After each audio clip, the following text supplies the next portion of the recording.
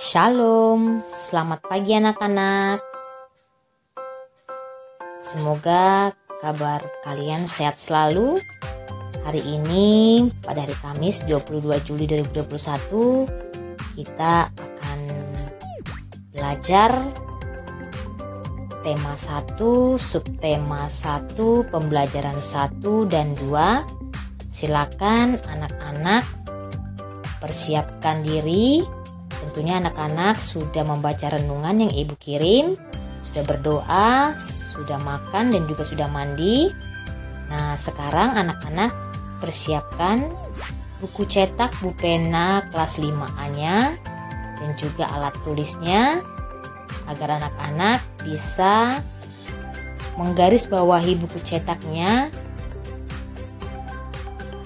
dan menuliskan pembahasan soal yang akan ibu jelaskan pada hari ini. Baiklah anak-anak, selamat mendengarkan dan menyimak video pembelajaran kita pada hari ini. Salah satu ciri makhluk hidup adalah bergerak.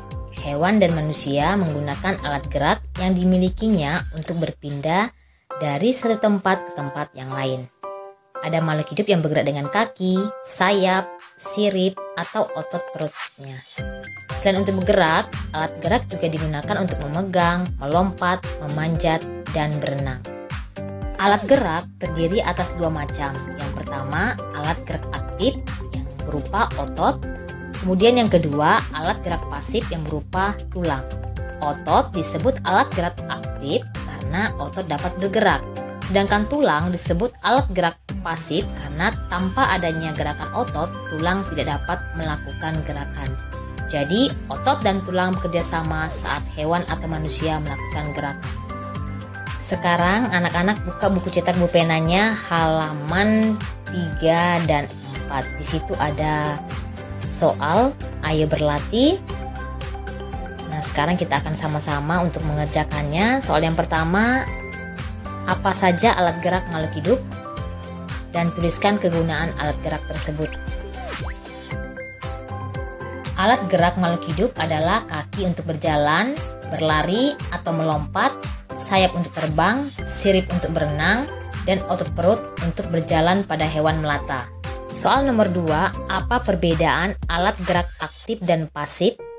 Perbedaan alat gerak aktif dan pasif adalah alat gerak aktif berupa otot, sedangkan alat gerak pasif berupa tulang. Soal nomor 3, perhatikan gambar berikut. Di situ ada hewan, yaitu hewan buas cheetah. Dia sejenis hewan harimau dan juga sejenis hewan macan tutul ya. Yang pertama, A, alat gerak yang dimiliki oleh hewan pada gambar di samping adalah kaki.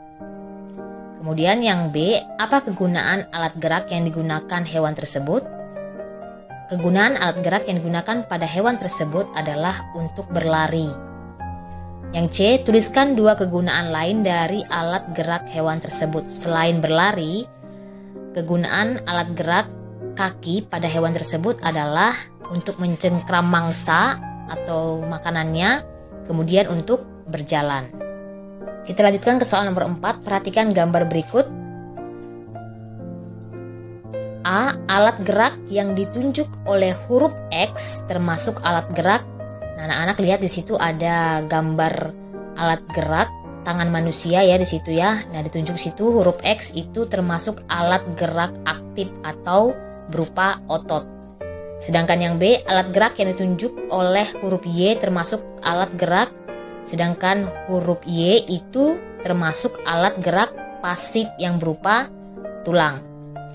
Yang C, jelaskan hubungan kedua alat gerak tersebut berdasarkan gambar di samping. Hubungan kedua alat gerak tersebut berdasarkan gambar di samping adalah otot menggerakkan tulang sehingga tangan dapat bergerak. Nah, itu pembahasan soal pulpena halaman 3 dan 4 muatan IPA. Silakan anak-anak menuliskan jawaban yang telah ibu jelaskan ini ke dalam buku cetakmu atau buku tulismu. Materi berikutnya yaitu pengertian dari ide pokok. Ada berbagai informasi yang bisa diperoleh saat membaca suatu paragraf atau teks. Dari banyaknya informasi tersebut, ada informasi utama yang disampaikan dalam teks tersebut. Informasi utama disampaikan melalui ide pokok teks. Ide pokok merupakan inti atau dasar permasalahan dari suatu teks. Ide pokok berisi gagasan dasar penulis atau pembuat teks. Oleh sebab itu, ide pokok dalam teks sering juga disebut pokok pikiran atau gagasan utama teks. Cara menentukan ide pokok adalah yang pertama, bacalah teks dengan seksama secara keseluruhan. Kemudian, carilah kalimat utama dari teks tersebut. Ide pokok biasanya dijumpai pada kalimat utama tersebut. Bacalah teks berikut. Gurita merupakan salah satu jenis hewan tidak bertulang belakang yang dikenal sebagai hewan yang cerdik dan pintar. Hal itu karena seekor gurita memiliki daya ingat yang cukup kuat. Gurita dapat memecahkan masalah yang dialaminya lebih cepat dengan cara mengingat pengalamannya ketika memecahkan masalah yang sama. Selain itu, gurita juga dikenal sebagai perenang yang cukup cepat. Gurita menggunakan gerakan pendorong jet untuk bergerak cepat dan berenang jarak jauh. Dari teks gurita, kita dapat menemukan kalimat utama yaitu terdapat pada awal kalimat pertama, yaitu gurita merupakan salah satu jenis hewan tidak bertulang belakang yang dikenal sebagai hewan yang cerdik dan pintar. Nah, kalimat utama tersebut mengandung ide pokok, yaitu gurita merupakan hewan tidak bertulang belakang yang cerdik dan pintar. Selanjutnya, anak-anak buka Bupena 5A-nya halaman 5, muatan bahasa Indonesia. Kita akan membahas soal yang ada di buku tersebut. Soal yang pertama, apa yang kamu ketahui tentang ide pokok teks? Ide pokok merupakan inti atau dasar permasalahan dari suatu teks. Ide pokok berisi gagasan dasar penulis atau pembuat teks. Soal nomor 2, di manakah letak ide pokok dapat ditemukan dalam suatu teks? Ide pokok dapat ditemukan dalam suatu teks, yaitu terdapat pada kalimat utama teks. Soal nomor 3, apa manfaat mengetahui ide pokok dari teks?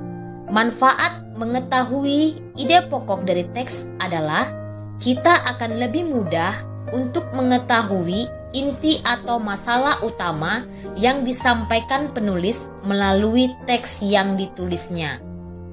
Soal nomor 4, bagaimana cara untuk menentukan ide pokok teks? Jawabannya, cara untuk menentukan ide pokok teks adalah kita harus membaca teks dengan seksama secara keseluruhan, lalu mencari kalimat utama dari teks tersebut.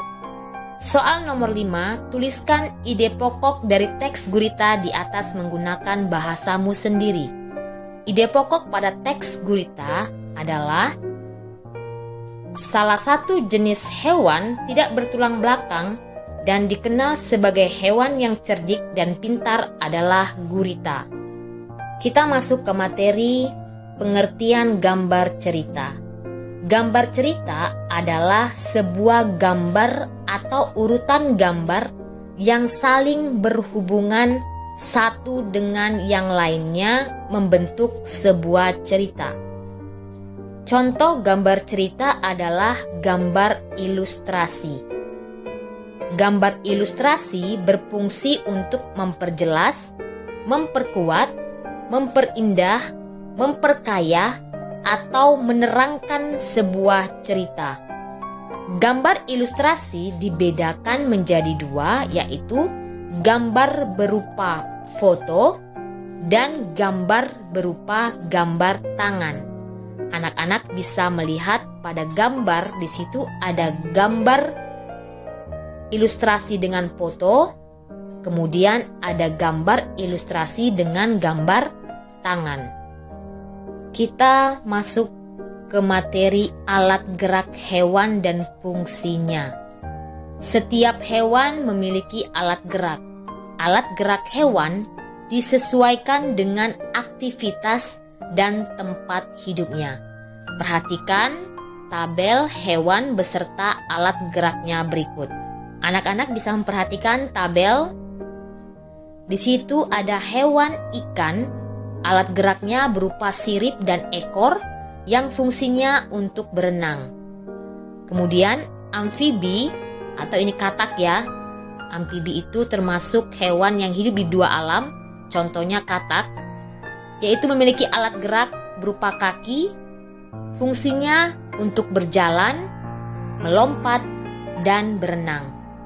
Kemudian yang ketiga reptil, alat geraknya berupa kaki, contohnya adalah buaya, otot perut, contohnya adalah ular, dan kaki dayung, contohnya adalah penyu. Fungsinya berjalan, merayap, memanjat, dan berenang. Hewan yang keempat adalah jenis burung.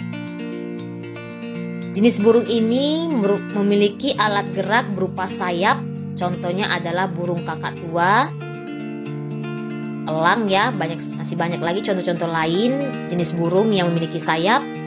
Kemudian sedangkan kaki, alat geraknya kaki, itu contohnya adalah burung unta. Fungsinya untuk berjalan, berlari, terbang, dan berenang. Kemudian hewan yang kelima adalah mamalia. Alat geraknya berupa kaki, contohnya kerbau, sapi dan kuda. Kemudian sirip, contohnya adalah paus dan lumba-lumba. Fungsinya berjalan, berlari, melompat, dan berenang. Selanjutnya kita ke materi menentukan ide pokok dalam kalimat utama. Dalam suatu paragraf atau teks tulis, ide pokok dapat dijumpai dalam kalimat utama. Kalimat utama berisi informasi utama yang menjelaskan dasar permasalahan di dalam teks. Kalimat utama biasanya terdapat di awal, di akhir, atau di awal dan di akhir suatu teks. Silakan anak-anak buka buku pena 5A-nya halaman 8. Di situ ada teks tentang kehidupan burung. Burung termasuk jenis unggas. Burung memiliki ciri-ciri yang sama dengan hewan unggas lainnya. Ciri-ciri burung adalah permukaan kulitnya ditutupi bulu, memiliki paruh, memiliki sepasang kaki dan sepasang sayap. Beberapa jenis burung dapat terbang menggunakan sayapnya. Pada tulang sayap burung terdapat rongga yang memudahkannya untuk terbang. Saat terbang, burung menggerakkan otot sayapnya untuk mengepakkan sayap. Otot-otot tersebut yang menjadi tenaga pendorong untuk dapat terbang ke angkasa. Ada beberapa jenis burung yang tidak dapat terbang, misalnya burung unta dan penguin. Kedua jenis burung tersebut tidak menggunakan sayapnya untuk terbang. Burung unta lebih sering menggunakan kaki untuk berlari saat berada dalam bahaya, sedangkan penguin menggunakan kakinya untuk membantunya berenang dan menyelam di dalam air ketika mencari makan. Soal yang pertama, apa informasi yang disampaikan dalam teks tersebut? Informasi yang disampaikan pada teks tersebut adalah tentang ciri-ciri burung pada paragraf pertama, alat gerak burung berupa sayap pada paragraf kedua, dan jenis burung yang tidak dapat terbang pada paragraf ketiga. Itu informasi yang dapat kita peroleh dalam teks yang berjudul Kehidupan Burung. Kemudian soal nomor 2, apa ide pokok pada paragraf pertama? Jawabannya adalah ide pokok pada paragraf pertama adalah ciri-ciri burung.